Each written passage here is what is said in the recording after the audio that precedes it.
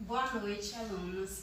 Sejam bem-vindos à nossa primeira aula do EJA em versão EAD, vamos dizer assim, tá? Nesse período da quarentena. A primeira aula agora vai ser referente ao conteúdo da terceira etapa e nós vamos falar a respeito de dois fatos que aconteceram logo em seguida à independência do nosso país, tá? O primeiro vai falar a respeito do primeiro reinado e o segundo assunto vai ser a respeito do período regencial, certo? Esses assuntos estão presentes na terceira unidade da apostila de vocês, tá? É disciplina de história, nas páginas 46 até a 58. Boa aula! Ok, gente. Nesse momento nós iremos nos aprofundar nos assuntos a respeito do primeiro reinado, ok? Esse conteúdo está presente na página 46 e vocês podem verificar essas informações aí na apostila de vocês, tá certo? O primeiro reinado, ele foi um período que, apesar da independência do nosso país, não vieram todas as mudanças que a população brasileira esperava naquele momento. Por quê? Primeiro porque o Brasil ele não se tornou uma república, ele ainda continuou com o regime de monarquia. Okay? A gente tinha aí um monarca que era Dom Pedro I, que era o nosso imperador nessa época, certo? Não houve um reconhecimento interno, como se esperava, porque nem todas as províncias, que hoje seriam os nossos estados, vamos dizer assim, nem todas as províncias elas reconheceram que o Brasil se tornou independente de Portugal, tá? E também porque não houve, a princípio, um bom reconhecimento externo. As outras nações não viam o Brasil como uma nação separada de Portugal. Então, a gente teve esses problemas, tá? Começando o comentário a respeito dessas mudanças que não aconteceram no primeiro reinado, a gente tem o primeiro problema aqui é que em 1822, Dom Pedro ele foi declarado imperador. Tá? E ele estabeleceu que o Brasil ele não seria uma república, ele seria uma monarquia hereditária. O que é uma monarquia hereditária? É um regime onde o rei ele é o líder maior, o líder supremo, equivale ao nosso presidente, e esse rei, na monarquia hereditária, o poder é passado de pai para filho. Então essa foi a primeira insatisfação dos brasileiros que queriam eleger o seu líder maior. Tá? Depois, a gente teve o problema do reconhecimento interno. Por que esse problema aconteceu? No nosso país, principalmente na região que hoje é conhecida como região Nordeste, os líderes das províncias, eles eram a maior parte daquelas províncias, principalmente as principais elites, as famílias mais ricas, elas eram compostas por pessoas portuguesas. E esses portugueses não ficaram satisfeitos com a separação do Brasil de Portugal, com esse processo de independência. Tá? Outra questão também é porque, apesar do Brasil ser independente de Portugal nesse momento aqui da história, a gente tinha um sistema econômico e político muito parecido com a época da colônia ainda. Então, não houve todas as modificações que eram esperadas pelo povo brasileiro, que gerou bastante insatisfação. Tá? Depois de um certo tempo, nós adquirimos um reconhecimento externo. Como é que esse reconhecimento externo aconteceu? Alguns países, eles tinham interesse de fazer negócios com o Brasil. Então, não vamos dizer que o Brasil não conquistou esse reconhecimento. Esse reconhecimento foi dado ao Brasil por esses outros países porque eles queriam estabelecer alianças econômicas com o nosso país, tá? O primeiro a fazer isso foi os Estados Unidos, o primeiro a reconhecer a independência do Brasil, tá? A reconhecer o Brasil como um país independente de Portugal, depois a Inglaterra e por último Portugal.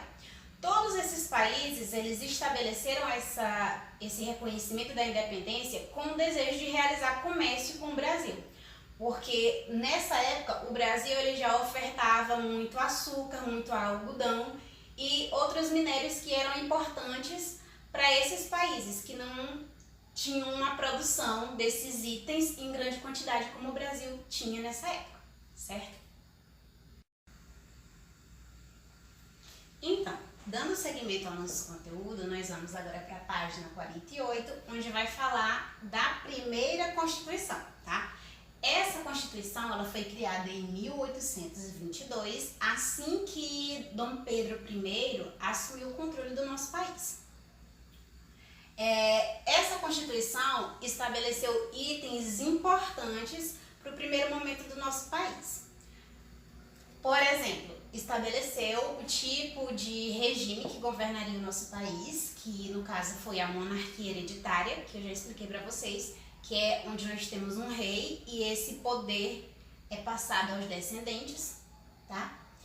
E ela estabeleceu também os 3 poderes, tá? O executivo, legislativo e judiciário. Esse poder executivo, legislativo e judiciário, eles na época tinham as mesmas funções que tem hoje em dia, tá? O poder executivo, no caso, ele é responsável por executar as leis, o legislativo por criar essas leis, tá? No caso aí do executivo, atualmente a gente tem os prefeitos, os governadores e o presidente. O poder legislativo seriam os deputados que criam as leis. E por último a gente tem o poder judiciário, tá? Que é formado pelos juízes e pelas pessoas que vão julgar, tá? Se a lei está sendo aplicada adequadamente, ok? Um ponto interessante que a gente tem nessa Constituição, que é diferente daquilo que nós estamos acostumados, é a imposição do 4º poder, tá? Esse 4º poder foi criado justamente pelo imperador. Esse poder ficou conhecido como poder moderador, tá? Esse 4º poder, ele era o poder moderador. Quais as características desse poder? Através desse 4º poder, o imperador ele tinha o direito de intervir, ou seja, ele tinha a capacidade, o poder de interferir nos outros 3 poderes. Ele poderia escolher alguns líderes, ele poderia escolher juízes, tá? Então ele tinha um certo controle de como as coisas aconteciam dentro desses 3 poderes, o que fazia com que o poder ficasse bastante centralizado nas mãos do imperador, tá? Outra modificação que foi feita com essa Constituição aqui é que o catolicismo ele foi reconhecido como a religião oficial do Brasil e nessa época a Igreja Católica ela passou a se fundir com o Estado, vamos dizer assim, e ela passou a se sujeitar ao poder do Estado, tá? A gente também teve a eleição de senadores vitalícios. Isso quer dizer que os senadores, uma vez sendo eleitos para o cargo, ele só iria perder o poder, só seria deposto, tá? No caso de morte, tá? Então ele exerceria o poder como senador enquanto estivesse vivo.